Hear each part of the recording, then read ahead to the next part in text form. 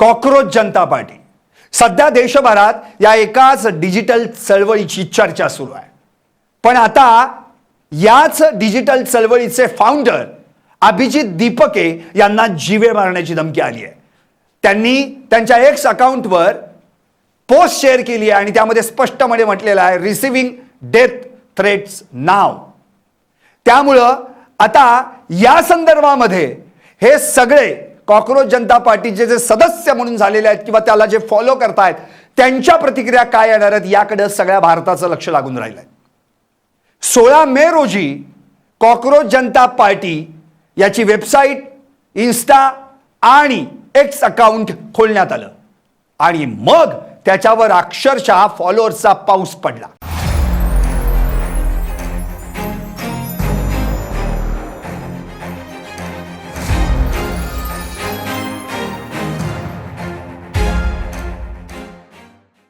आज याच कॉकरोच जनता पार्टीच्या इन्स्टा पेजचे फॉलोअर्स आहेत 20.4 मिलियन म्हणजे 2,40,00,000. याच पेजनं प्रसिद्ध युट्यूबर ध्रुव राठी याला देखील मागे टाकलं. त्याचे इन्स्टा फॉलोअर्स आहेत 17.9 मिलियन म्हणजे 1,79,00,000. पण इतकंच नव्हे, या कॉकरोच जनता पार्टीने एका जगातल्या सर्वात मोठ्या पक्षाच्या सोशल मीडियाला देखील मागे टाकलं, त्याच्या पेजला मागे टाकलं, अर्थात बीजेपी म्हणजेच भारतीय जनता पार्टी. कालच @CJP_2029 हे एक्स अकाउंट याच कॉकरोच जनता पार्टीचं बंद करण्यात आलं, बॅन करण्यात आलं. पण काल दुपारी अभिजित दीपके यांनी एक्स अकाउंट पुन्हा ओपन केलं आणि @कॉकरोच इज बॅक असं म्हणत त्याच्यावर पुन्हा एकदा फॉलोअर्सचा वर्षाव सुरू झाला. कॉकरोच जनता पार्टीचे संस्थापक अभिजित दीपके यांना जीवे मारण्याची धमकी मिळाल्यानंतर मात्र आता यावर देखील चर्चाचर्वण सुरू झालंय. एक्स अकाउंटवरून त्यांनी या संदर्भात पोस्ट देखील शेअर केली आहे. स्वतः अभिजित दीपके यांनी सोशल मीडियावर रिसिव्हिंग डेथ थ्रेट्स नाव, आता मला जीवे मारण्याच्या धमक्या येत आहेत असं लिहिलंय. त्यामुळं आता यावर फॉलोअर्सच्या प्रतिक्रिया काय येतील हे पाहणं अत्यंत महत्त्वाचं आहे. त्यांनी या धमकीचा स्क्रीनशॉट देखील शेअर करत या एक्स अकाउंटवर ही माहिती दिली आहे. आता सगळ्यात महत्त्वाचा मुद्दा असा की हे जे कॉकरोच जनता पार्टीचं स्वरूप सुरू झालं त्याला दिवस तरी किती झाले, पण या फक्त 4 ते 5 दिवसांमध्ये भारतातलं चित्रच बदललं. 15 मे रोजी देशाचे सरन्यायाधीश सूर्यकांत यांनी एक टिप्पणी केली आणि ती टिप्पणी होती की बेरोजगार तरुण हे खरं तर सामाजिक चळवळीशी जोडले जातात, सोशल ॲक्टिव्हिस्ट होतात किंवा मग काही पत्रकार बनतात आणि त्या संदर्भात त्यांनी या अशा बेरोजगार तरुणांना कॉकरोचची उपमा दिली, पॅरासाइटची उपमा दिली, झुरळ म्हणून संबोधलं, परजीवी म्हणून संबोधलं. आणि 16 मे रोजी याच सरन्यायाधीशांच्या टिप्पणीवर अभिजित दीपके यांनी एक वाक्य त्यावर लिहिलं आणि तात्काळ कॉकरोच जनता पार्टी याला सगळ्या देशभरात प्रचंड मोठ्या प्रमाणात फॉलोअर्स जोडायला लागले. मुळात आपल्याला आठवत असेल, आपण शाळेत असताना जीवशास्त्रामध्ये एक प्रोसेस शिकलो होतो, एक बायोलॉजिकल प्रोसेस ज्याला आपण जैविक प्रक्रिया म्हणतो. A biological process of transformation म्हणजे कॅटरपिलर टर्निंग इनटू बटरफ्लाय, म्हणजे एका अळीचं फुलपाखरात रूपांतर होणं, याला एक जैविक प्रक्रिया, रूपांतरणाची एक जैविक प्रक्रिया असं म्हटलं जातं. पण ही प्रक्रिया वेगळीच आहे. Young people turning into cockroaches, this is a transformation, but this is a process cause by a failed system.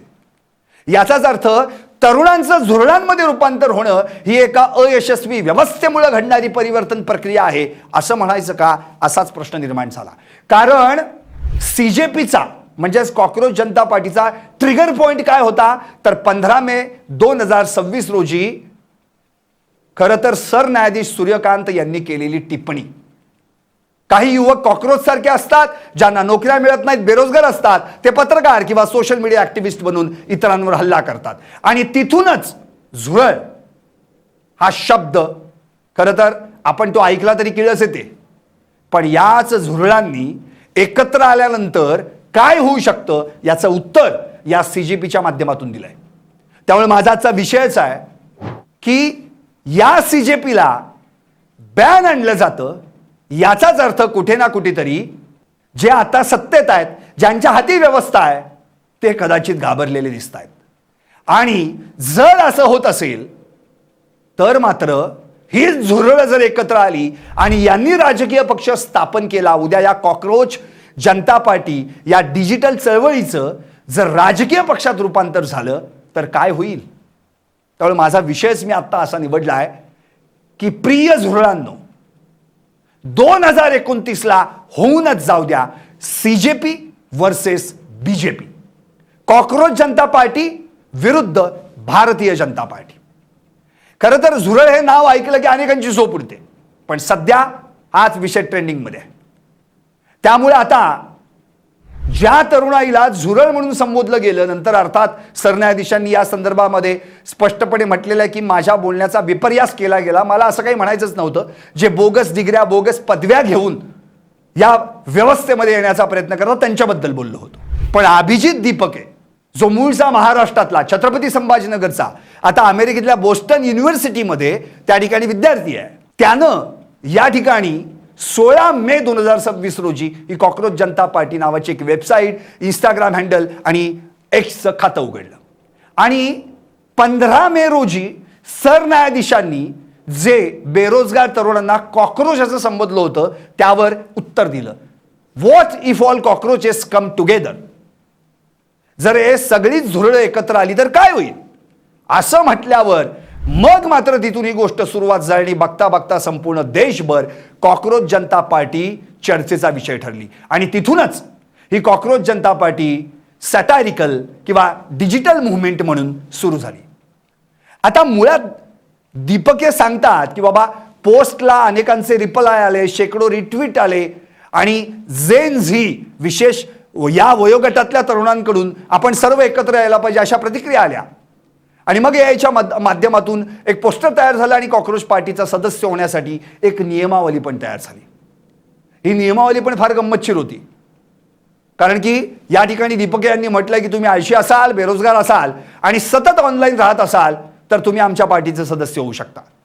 आता खरं म्हणजे याच्यात पहिल्यांदा गंमत वाटली, विनोदाचा भाग वाटला, पण जसजसं विशीतल्या अनेक तरुणांनी हा पक्ष आपला आहे, त्यांना आपला असं वाटू लागला, तेव्हा मग हजारो बेरोजगार मुलांना ही पार्टी स्वतःची वाटली. आणि मग मागच्या 4 दिवसांमध्ये मिलियन फॉलोअर्सचा टप्पा या कॉक्रोच जनता पार्टीनं पूर्ण केला, पार केला.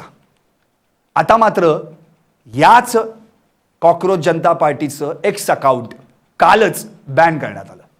अर्थात हे बॅन झाल्यानंतर अभिजित दीपके थांबले नाहीत, त्यांनी दुसरं एक एक्स अकाउंट खोललं. तिकडे इन्स्टावर तो ऑलरेडी त्यांचे फॉलोअर्स वाढतच आहेत. यामध्येच @CJP_2029 हे एक्स खातं बंद करण्यात आलं. पण दीपके यांनी स्पष्टपणे म्हटलं की आधी यांनी आमचं अकाउंट हॅक करण्याचा प्रयत्न केला आणि मग काही जमलं नाही तर भारतात बॅन केलं. आता आमचं कॉक्रोच जनता पार्टीचं ऑफिशियल एक्स खातं बंद करण्यात आलंय. त्यामुळे मला एक विचारायचं की आम्ही काय चुकीचं बोललो.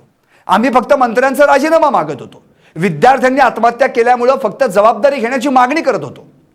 इकडे पेपर लीक होत आहेत, नीट सारखी पेपर फुटी होते. आता आमचं अकाउंट का बंद करण्यात आलं, आम्ही व्यवस्थेला प्रश्न विचारायचेत ना, आम्ही सगळ्यांसाठी आवाज उठवला पाहिजे ना.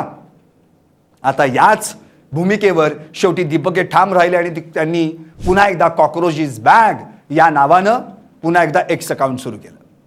आता याला देखील एका दिवसात लाखो लोकांनी प्रतिसाद दिला आणि फॉलोअर्स झाले.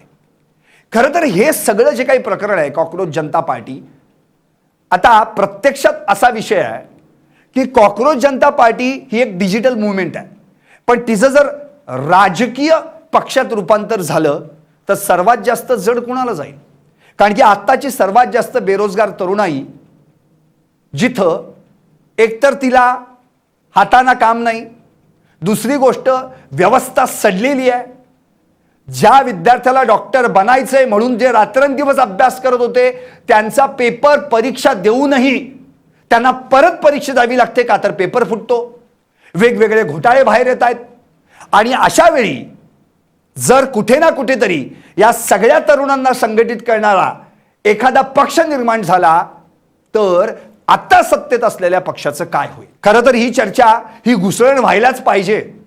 एकतर आतापर्यंतच्या अनेक पक्षांनी आपण पाहिलं असेल की याच्या आधीही तरुणांना हाताशी धरून आपला पक्ष मोठा करण्याचा प्रयत्न केला, पण नंतर ज्यांनी आपल्याला मतदान केलं त्याच तरुणांचा त्यांना विसर पडला.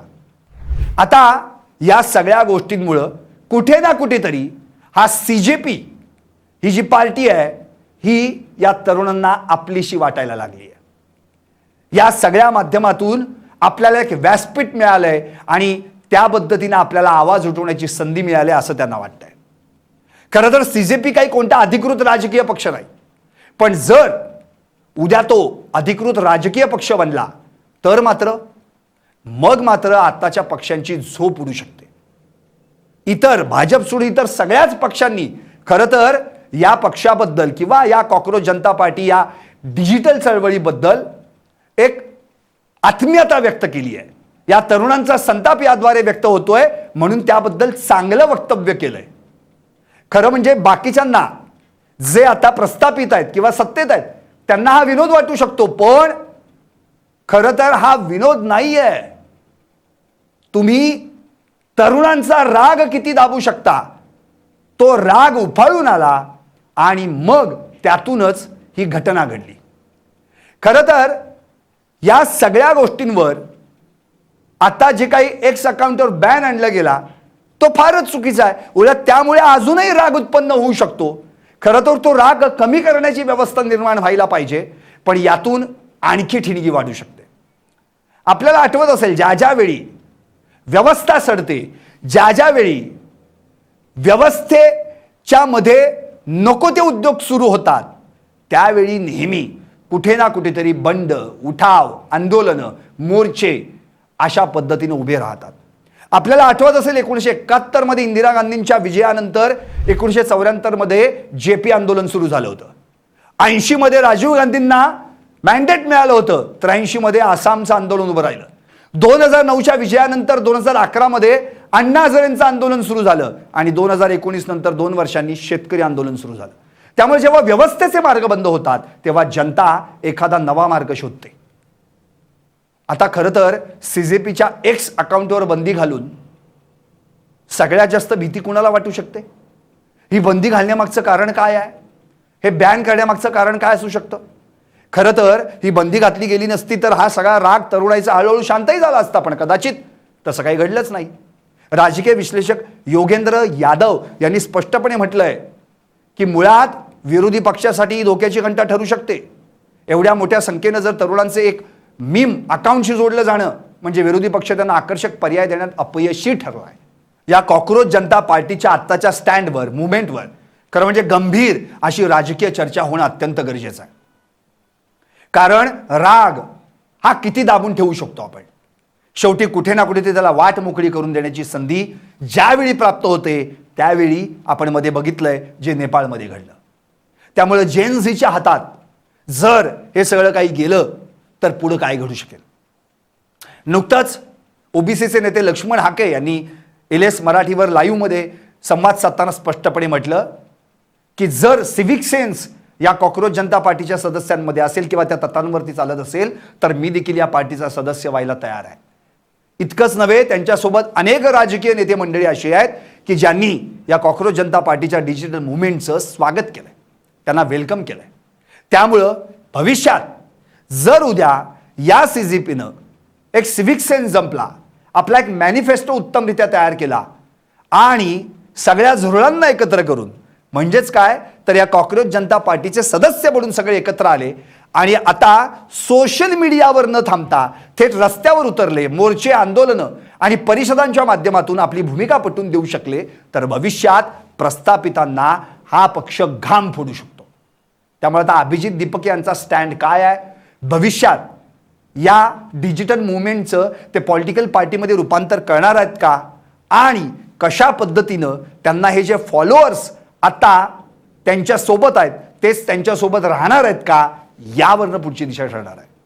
कारण की आता पुढची लढाई आहे, जर राजकीय व्यवस्था या सगळ्या माध्यमातून बोलायचं म्हटलं तर 2029 आणि 2029ला जर या CJPनं आपल्या पक्षाचं, आपल्या आत्ताच्या या डिजिटल मुवमेंटचं रूपांतर राजकीय पक्षात केलं तर कदाचित देशात एक वेगळीच स्ट्रायकिंग चेंज किंवा एक क्रांती, रिव्होल्यूशन बघायला मिळू शकते. त्यामुळं खरं तर मी एक झुरळांपैकीच एक त्यांचाच भाऊबंद म्हणून या ठिकाणी खरं म्हणजे मला एक शेवटी जाता सांगावं असं वाटतं की आता झुरळांनो बाहेर पडा, आता कपाटामागून बाहेर या, फ्रीजमधून बाहेर या, सिंकमधून बाहेर या, सगळे एकत्र या. सोशल मीडियावर जशी आत्ता एकत्रित दाखवलेली आहे, सोशल मीडियावर जशी एकजूट दाखवलेली आहे, तशीच एकजूट आता रस्त्यावर उतरून दाखवायला पाहिजे. आणि तर ना तरच या संघटनच्या माध्यमातून, या CJPच्या माध्यमातून आणि या डिजिटल मुवमेंटचं राजकीय पक्षात कन्व्हर्जन करून प्रस्थापितांना त्या ठिकाणी लढाई करण्यासाठी तुम्ही सज्ज होऊ शकता. त्यामुळं खरं तर 2029ला CJP वर्सेस BJP जर अशी लढाई पाहायला मिळाली तर काय घडू शकेल, सत्तेत कोण येईल, कॉकरोच जनता पार्टी, काय घडू शकतं याचा अंदाज खरं म्हणजे आत्ताच देता येणार नाही. पण या 3 वर्षात या कॉकरोच जनता पार्टीचं digital movement to political party असं जर कन्व्हर्जन झालं तर कदाचित या पार्टीला आणि या झुरळांना कुणीही रोखू शकणार नाही. तुम्हाला काय वाटतं? व्हा व्यक्त आणि पाहत रहा LS मराठी. फक्त